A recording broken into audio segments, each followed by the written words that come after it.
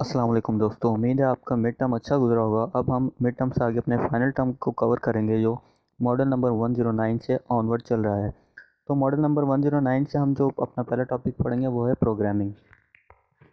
Programming basically एक set of instruction होता है जो एक सीक्वेंस बने होते हैं, वो कंप्यूटर के लिए होता है। किसी भी काम को करने के लिए, किसी भी टास्क को परफॉर्म करने के लिए जो सीक्वेंस ऑफ इंस्ट्रक्शंस हम बनाते हैं कि किस चीज़ को कैसे चलाना है, किस कमांड पे कैसे कैसे एक्ट करना है, तो ये सब जो होता है वो उसकी प्रोग्रामिंग में आता है। हर काम के लिए एक अलग तरह का प्रोग्राम होता है, जैसे वीडियो प्लेइंग के अलग है, गेम के लिए अलग होता है, कमांड प्रॉम्प्ट या ऑपरेटिंग सिस्टम के लिए अलग प्रोग्रामिंग होती है, विंडो होती है, ड्राइवर्स होते हैं, उन सब के लिए अलग अलग प्रोग्रामिंग होती है हर एक काम के लिए।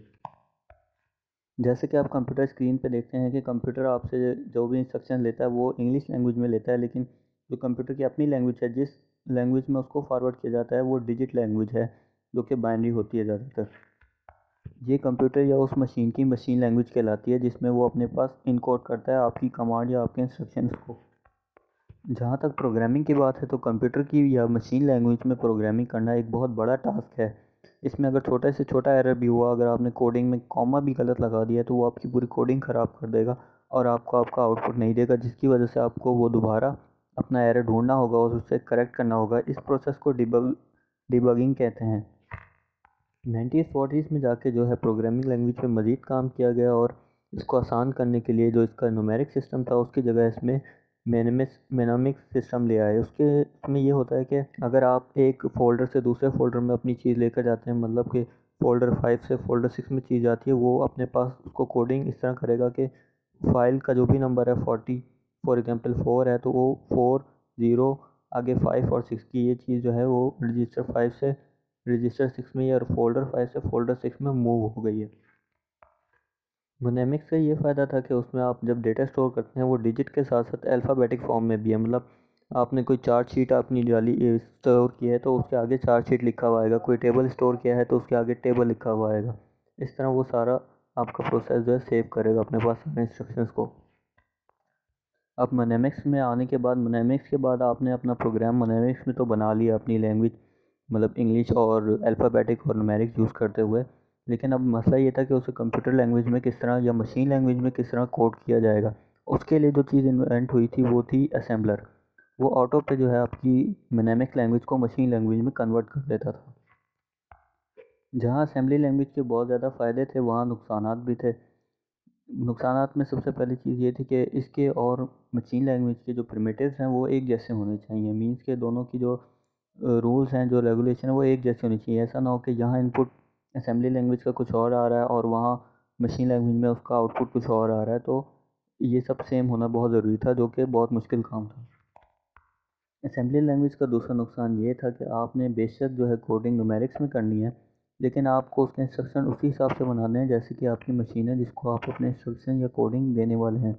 जिसके लिए आप कोडिंग बना रहे हैं आपको उसी हिसाब से सोचना है कि इसको कोडिंग या इसकी न्यूमेरिक कोडिंग किस तरह से होगी, वो आपस में मैच होती हुई होनी चाहिए।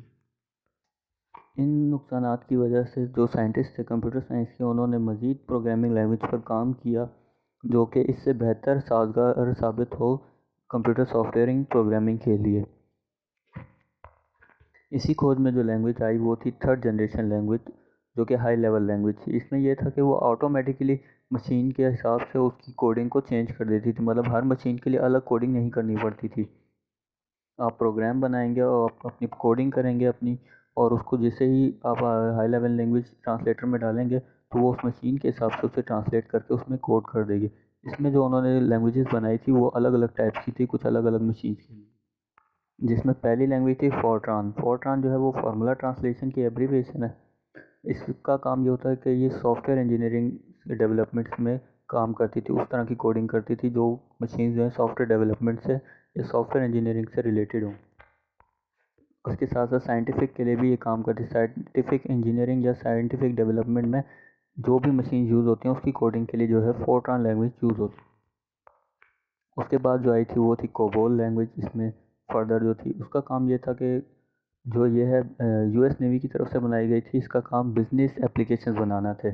मतलब आजकल बिजनेस में जितने भी सॉफ्टवेयर आते हैं जो कि यूज़ होते हैं कैशियर में, डेवलपमेंट में, आपस में उनके कन्वर्जेशन के लिए, कम्युनिकेशन के लिए, जितने भी बिजनेस से रिलेटेड एप्लीकेशन है उसके लिए जो है कोबोल लैंग्वेज यूज़ होती थी कोडिंग के लिए। इसके बाद थर्ड लेवल लैंग्वेज या थर्ड जनरेशन लैंग्वेज को मज़ीद आसान बनाने के लिए ट्रांसलेटर की जगह इंटरप्रेटर्स आ गए। इंटरप्रेटर्स जो है ट्रांसलेटर की ही तरह का काम करते थे, बस इनमें बेसिक डिफरेंस ये था कि जब इनके ज़रिए जो कमांड या इंस्ट्रक्शन मशीन में इनकोड किया जाता था वो उस पर उसी तरह से एक्ट करती थी, बजाय इसके कि वो रिकॉर्डिंग या किसी और तरह से उसे सेव कर ले या यूज़ कर ले। मतलब जब आप इंस्ट्रक्शन देंगे तभी वो काम करेगी, उसके अलावा मशीन आपकी कोई काम नहीं करेगी। जहाँ तक बात मशीन्स को इंडिपेंडेंट करने की है तो थर्ड जनरेशन लैंग्वेज ने इसको काफ़ी आसान कर दिया था, इस गोल के काफ़ी करीब कर दिया था साइंस को, कि वो मशीन्स को ऑटो पे काम करने पर या इंडिपेंडेंटली अपना काम करने के लिए कोड कर सके।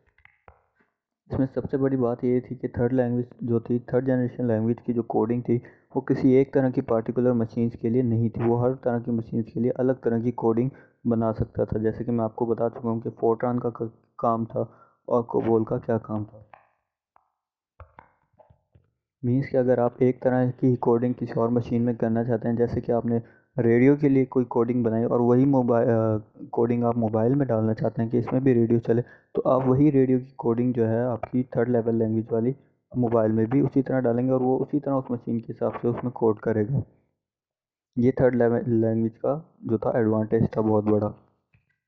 इस लेवल लैंग्वेज के जो थे ड्रॉबैक थे वो ज़्यादातर कंपाइलर की वजह से हुए, क्योंकि जब आप डिफरेंट फील्ड्स में जाएंगे, मतलब फील्ड्स तो बहुत ज़्यादा हो गई थी, लेकिन जो आपकी लैंग्वेज थी थर्ड लेवल वो या तो बिजनेस एप्लीकेशन बना सकती थी या फिर आपकी दूसरी जो हैं, और फोर्ट्रान जो थी वो सॉफ्टवेयर इंजीनियरिंग के लिए यूज़ हो रही थी। इसके अलावा अगर किसी इन दो फील्ड से हटकर आपने किसी फील्ड की मशीन को कोड करना था तो उसमें माइनर मॉडिफिकेशन करना बहुत ज़रूरी थी। ये एक तरह का ड्रॉप था कंपाइलर की वजह से थर्ड लेवल लैंग्वेज। इसके अलावा साइंटिस्ट का हमेशा से कंप्यूटर साइंस की फील्ड में यही ड्रीम रहा है कि ह्यूमन और कंप्यूटर या मशीन के दरमियान जो लैंग्वेज का डिफरेंस है उसे ख़त्म किया जा सके, बजाय ट्रांसलेटर के ज़रिए उनके दरमियान एक दूसरे की लैंग्वेज कोई ऐसी बनाई जाए जिससे वो एक दूसरे को इंस्ट्रक्शन समझ सकें।